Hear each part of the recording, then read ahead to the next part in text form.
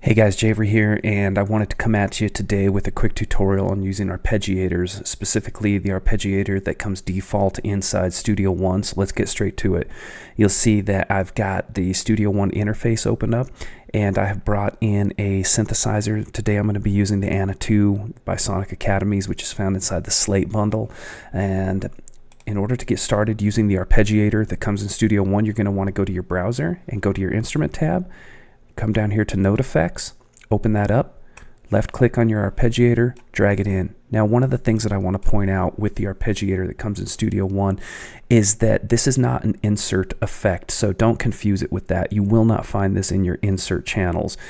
This actually sits on the instrument track and processes the data prior to it going into your inserts. So when you're accessing this, you're going to see these two bars. If I click on that, that makes it disappear. You'll notice that these two bars are not orange. If I click on it and open it up, they turn orange, and you can see that the arpeggiator appears here. Basically, what an arpeggiator is just a rhythmic sequencer that adds repetition or creates repetition or a repeating series of notes and or chords or notes within chords. And so just by pressing a key on your controller or drawing in note data into your piano roll, you can get a lot of varying dynamic rhythmic progressions or sequences that are being generated by this arpeggiator. And so right away when you open this up, you're going to see these little staircases. These are called your play modes. And well, let me back up. When I come in here, if I just press one key on my external MIDI controller, I want you to hear what happens. It's just repeating that over and over again. If I press two keys, it's repeating, it's just cycling between those two keys. If I do three keys,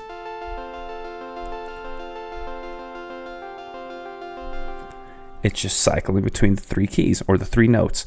So now if we go over here to these play modes, you'll see that I've got a play mode up. It's going from low to high. If I go to play mode down, it's going from high to low. Up and down, just as the name implies. You get the picture. One thing that I do want to point out over here is the chords. That's going to play all notes together and then sequence them as a chord rhythmically with the repetition.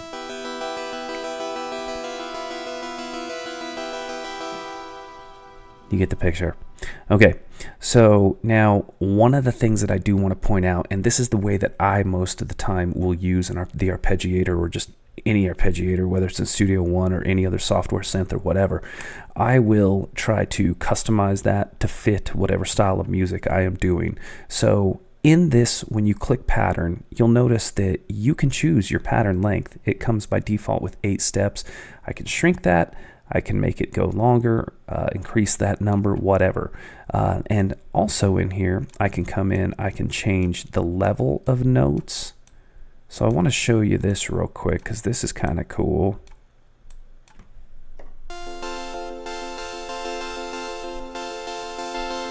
You can hear that that is really changing the level of the notes that are being played, the volume of them, and that really gives some rhythmic interest to the arpeggiation as well.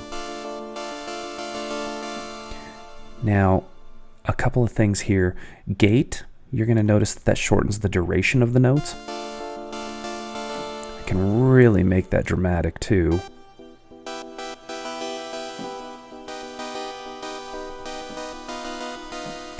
Or I can go the other way and I can really extend the decay of the notes. Or a third option, I can actually go in here and manually customize the duration or the gate on each note independently.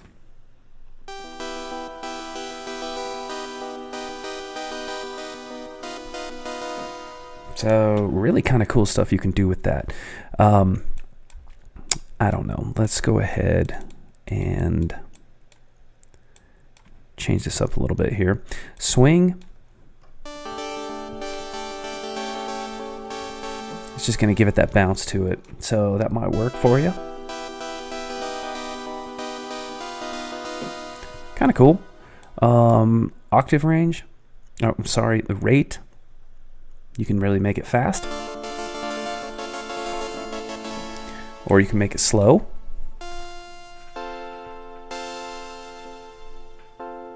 Whatever you're doing. Let's go back to 1/16. Octave range, just as the name implies, if I want to introduce more notes and have a wider spread of those notes inside of my chord structure or inside of my arpeggiation, I can increase that. So listen to what that does.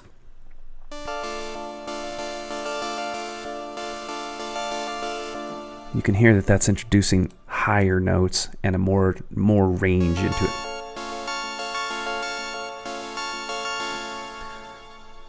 I a lot of times tend to stay on one, but you know, you do you.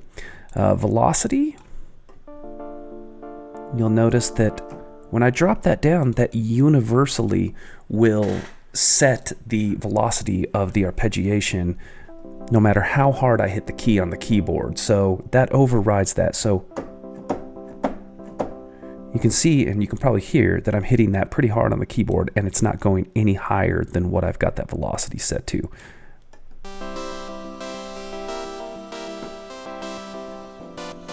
And I will point out, as a little just a little interesting tip here, you can automate this, and if you have a synthesizer patch like this one in Anna 2 that is velocity sensitive with a filter associated with that, you can actually automate this velocity knob and get some interesting filter effects with that as well. So I'm going to play this.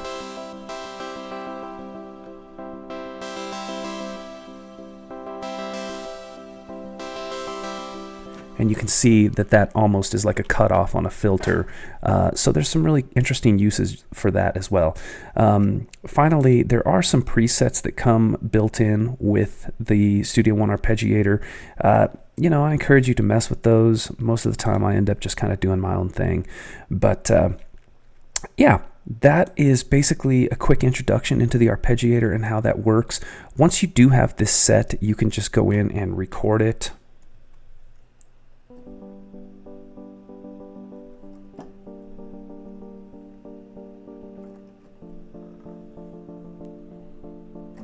So that's pretty ugly, but let's replay that, and you'll see here